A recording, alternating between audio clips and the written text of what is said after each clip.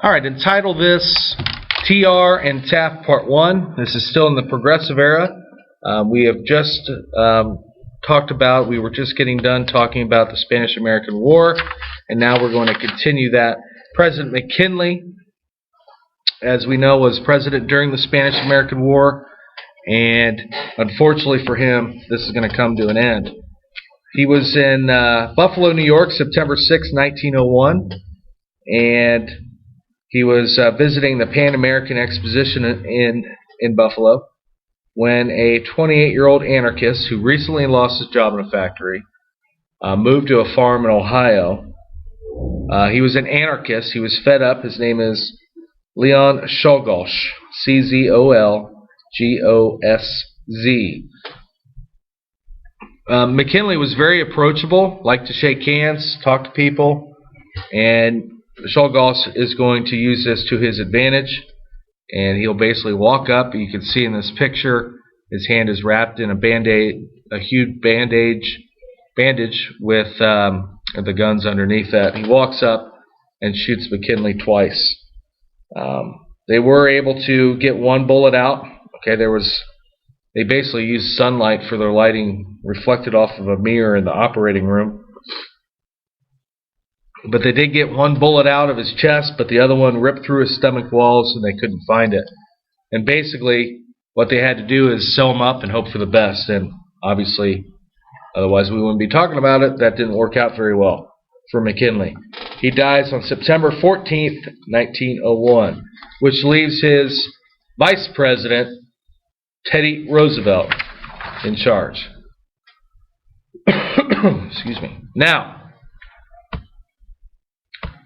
Teddy Roosevelt, here's a picture of Teddy Roosevelt. That's William Howard Taft. We'll talk about him in a second, or in the next lecture. Early life for Teddy.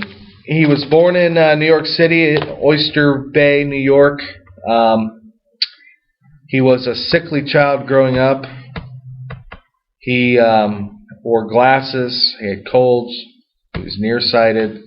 Had some asthma. And wasn't the strongest of kids. In fact, he got beat up by two bullies when he was 13, and that was kind of his turning point physically for him. He said that would never happen again. So he actually began to build up his body by playing different sports. Tennis, boxing was his favorite. And he kind of made himself to be athletic. He will eventually move on, and he'll go to college at Harvard, yes, Harvard, and finished 21st in his class at Harvard. He wrote a book there about the War of 1812 and focused on the naval part of it, which will obviously go on to one of his jobs in the future. In 1880, he marries Alice Hathaway Lee. And he will continue his education at Columbia Law School, another great school. However, he doesn't see himself as a lawyer, but he continues through that anyway. At the age of 23, he wins an election and is named to the New York State Assembly. And then in 1884, he has a really bad year. On February 14th, Valentine's Day, 1884, TR was 26 at this time. His wife just gave birth to their first daughter, and unfortunately on that day she dies. The wife dies. Alice dies. He actually names the daughter Alice after his wife. That same day he finds out that his mother died as well. So not a good day for Teddy Roosevelt, and he really has a hard time with this. In fact, so hard that he leaves. He leaves his child, Alice, in the care of his family in New York, and he actually goes out west to get away from his problems briefly, and basically becomes a cowboy.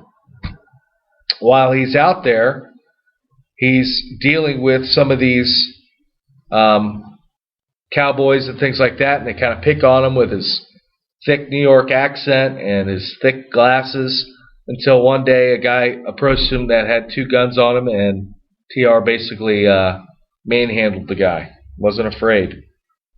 He'll return to New York 2 years later after his experiences, and he'll run for mayor, but loses. Now he will get remarried, this time to a woman named Edith Kermit, who would name their kid Kermit. But their family would include 6 children, 4 boys and 1 girl, plus Alice from TR's previous marriage. And Alice herself, she kind of becomes kind of a scandal, as at one point she is seen smoking publicly, which was a huge no-no back in those days. He will become the New York City Police Commissioner, okay, and we'll see his act of reforming begin all the way back during this time. He's going to keep the police on their toes. He'll walk the dangerous streets by himself at night to learn police work. He will find any dishonest cops and fire them, and he'll institute the merit system in the police work. In 1897, he will be named the Assistant Secretary of the Navy. This is under President McKinley's first administration. And as we've already talked about, we know that he supported the war with Spain, actually wanted a war because he felt like that would be able to build up our military and become a superpower in that aspect. When the war breaks out in 1898, he resigns his position. This is a really nice position, but he resigns that because he wants to participate. We've already talked about how he is going to be in charge of organizing the Rough Riders, the 1st United States Volunteer Cavalry Unit. It's his job to organize that, and they actually offer him the lead of that job, or of that unit, but he initially says no because he didn't think he was prepared enough. Now he'll eventually get it as his commanding officer gets promoted as well, but so to start, he's second in charge. We know that he becomes famous because of his dealings in the Spanish-American War as an American hero, and that's going to lead him to his next career, which is governor of New York in 1898. And he was a pretty good governor, okay? Actually, probably too good, because a lot of people did not like him. They thought he was growing too popular. They thought he was growing perhaps too strong. And he didn't work with the political machines back then. He didn't work with the political bosses, so they didn't like him at all. So 1900 rolls around. President McKinley is looking for a vice president. Best place to put somebody strong like that, make him disappear in the vice presidential job. And that's what they do. They actually give Teddy Roosevelt this job as vice president. Hopefully his career's out of circulation, okay? And that's usually what happens to the vice presidents, unless there's an assassination. And that's, as we know, is exactly what's going to happen. Some people didn't like this idea. In fact, one man said, "Don't any of you realize there's only one life between the madman and the White House?" Okay, and even after McKinley's death, a man said, "Now look, that damn cowboy is president of the U.S." So people weren't really thrilled about him in this aspect. But unfortunately, McKinley dies, and then he gets his opportunity. In 1901, he becomes president of the United States. Now, as president, he was a people's president. He was very, very popular. He was the youngest president at the age of 43 because he took over McKinley's job. Now, President Kennedy will be the youngest elected president. But that's down the road. He will be the first president to ride in a car, the first president to ride in a submarine. Submarine in 1901. No, not a chance. He'll be the first to fly in a plane. October 11th, 1910, he flew with the Wright brothers. He had many pets, including a bear. People would often see his kids and TR playing in the White House lawn. He liked to be the center of attention. He was very active. The kids would roll around on their roller skates in the White House. And the funniest thing, I think, one of the coolest things, is that Teddy would actually have boxing matches in the White House, and including sparring with the world champion John L. Sullivan. Sparring is basically your boxing. You're not trying to kill each other, but you're still boxing. In fact, in one of these matches, he got punched in the left eye and was blinded, and he'll actually keep that a secret for a long time.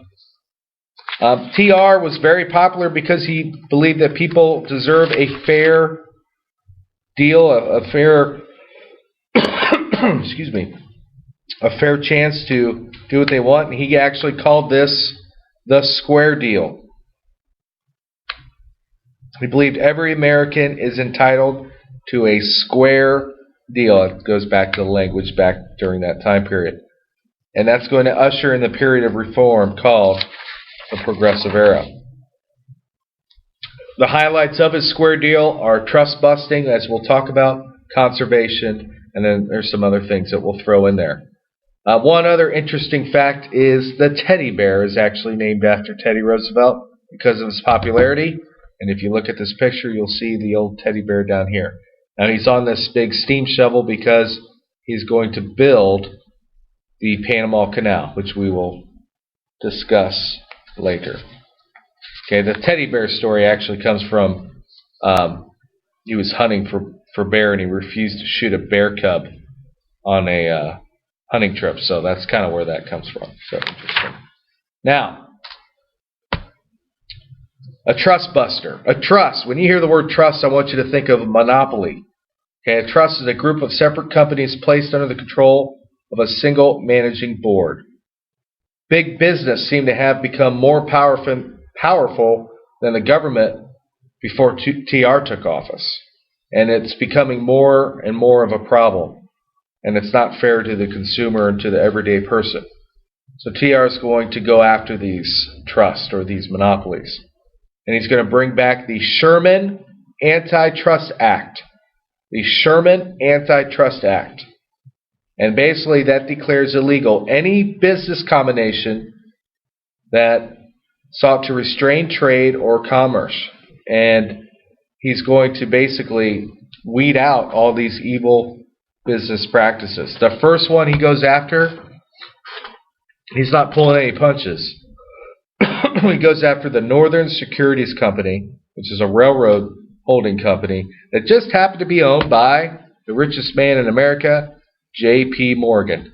Here's a political cartoon of Teddy Roosevelt, who loved to wrestle and box, wrestling the railroads. J.P. Morgan was the one who arranged the trust, involved a couple other men, and so he filed suit. TR filed suit, an antitrust lawsuit, and eventually in 1904, the Supreme Court will order that the Northern Security Company has to break up. It was illegal. They'll win. TR wins that Supreme Court case 5-4. Other trusts he goes after, the Beef Trust, Fertilizer Trust. In fact, he files 42 suits in all by TR. Okay, and the next president will actually go further than that. But that's how he earns the nickname the Trust Buster. Okay. Now, let's stop there, and we will continue this with the square deal in the next lecture. Stay classy, Vandalia.